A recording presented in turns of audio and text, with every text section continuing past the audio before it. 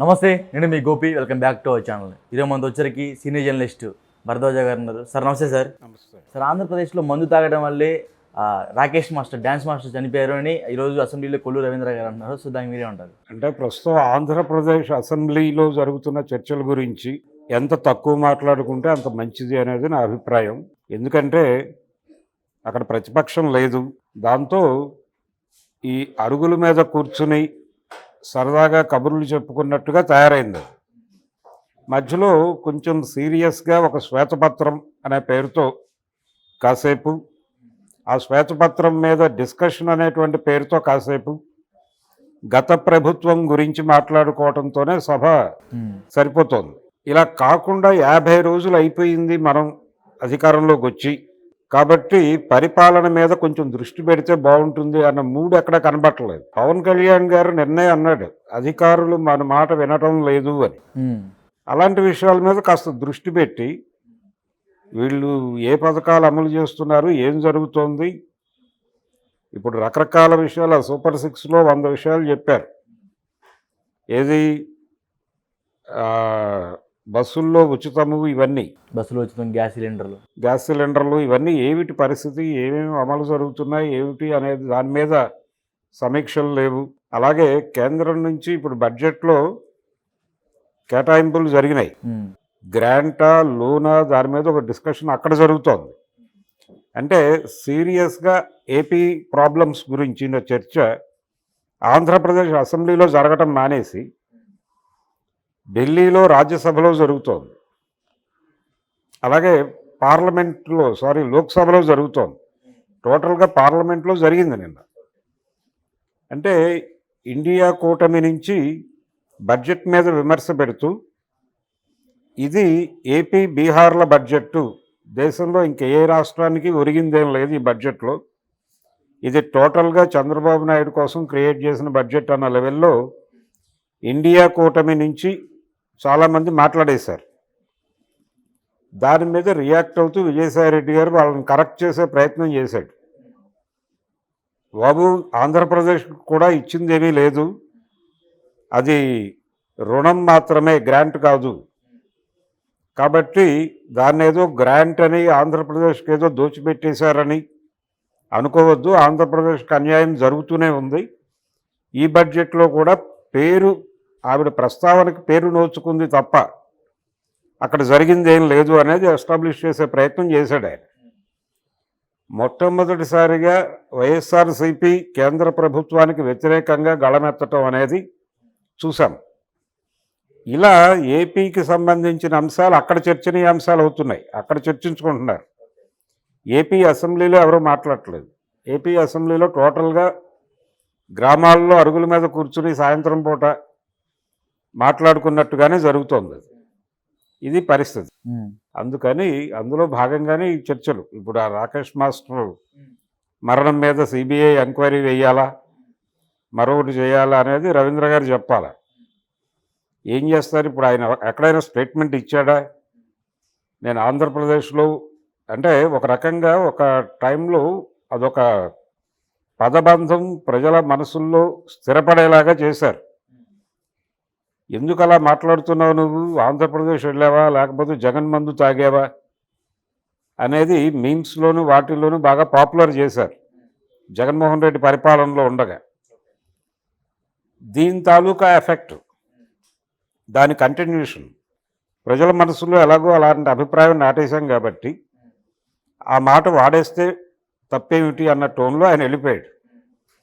Rakesh master కానీ లేకపోతే మరొకరైనా ఆయన బంధువులు కానీ ఆయన శిష్య పరమాణువులు కానీ ఎవరైనా ఆంధ్రప్రదేశ్లో ఆయన ప్రస్తావించాడు బూమ్ బూమ్ బీరు అని. ఈ బూమ్ బూమ్ బీర్ మాత్రమే కాదు, స్పెషల్ స్టేటస్ అనే పేరుతో ఇంకా ముందు కూడా ఉంది, మద్యం ఉంది అక్కడ. ఆ మద్యం తాగాడా, ఏం తాగాడు? స్పెషల్ స్టేటస్ తాగాడా లేకపోతే బూమ్ బూమ్ తాగాడా ఏమిటి అనేది, ప్రెసిడెంట్ మెడల్ అని ఒకటి ఉంది, అది తాగాడా ఏమిటి అనేది క్లారిటీ ఇవ్వాలి కదా ఆయనకి. ఆయన దగ్గర ఏదైనా ఇన్ఫర్మేషన్ ఉంటే, పేపర్ ఏదైనా ఆధారం ఉంటే ఆ పేపర్ సబ్మిట్ చేస్తే బాగుంటుంది. లేదు ఇదేదో జోవియల్గా ఒక స్టేట్మెంట్ ఇచ్చేస్తే అలాగా.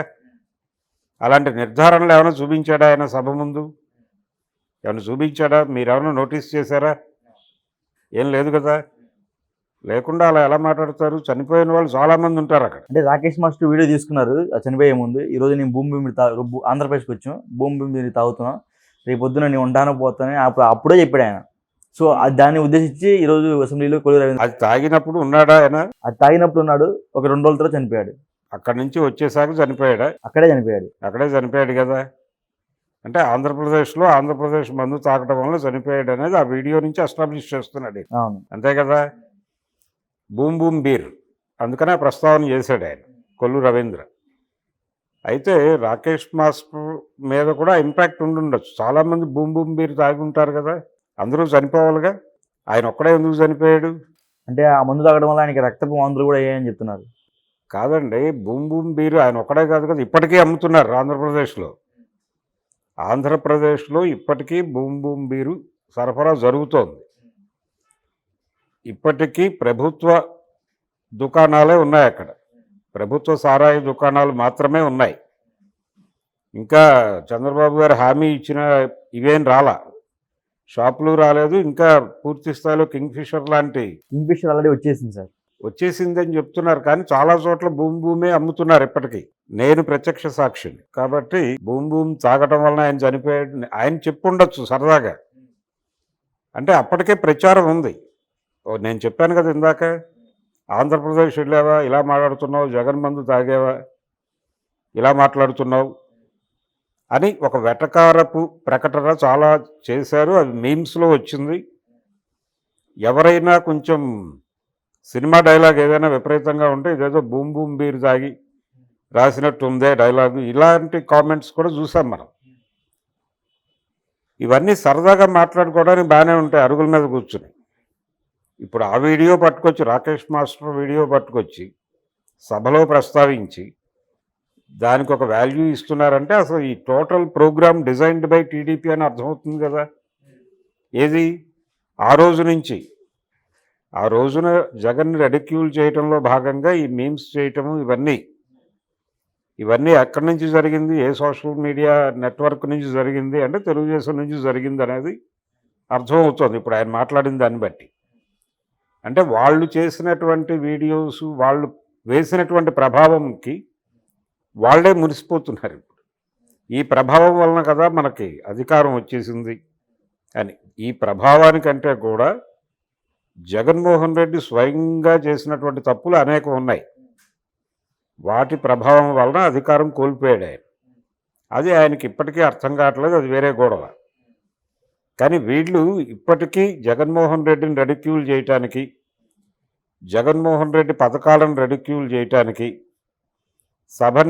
సభా సమయాన్ని వృధా చేయటం మానేసి కొంచెం పరిపాలన మీద దృష్టి పెడితే బెటర్. ఇలాంటి వీడియోలు కావాలంటే చాలా దొరుకుతాయి. ఇప్పుడు రాకేష్ మాస్టర్ వీడియో ఒకటే, దాని మీద డిస్కషన్ జరుగుతుందిగా కాసేపు. ఇప్పుడు అసెంబ్లీ సమావేశం గంటకి ఎంత ఖర్చు అవుతుందో ఒక డేటా ఉంది. దాన్ని ఇలాంటి చర్చలకి ఎందుకు నిరుపయోగం చేస్తున్నారు వీళ్ళు?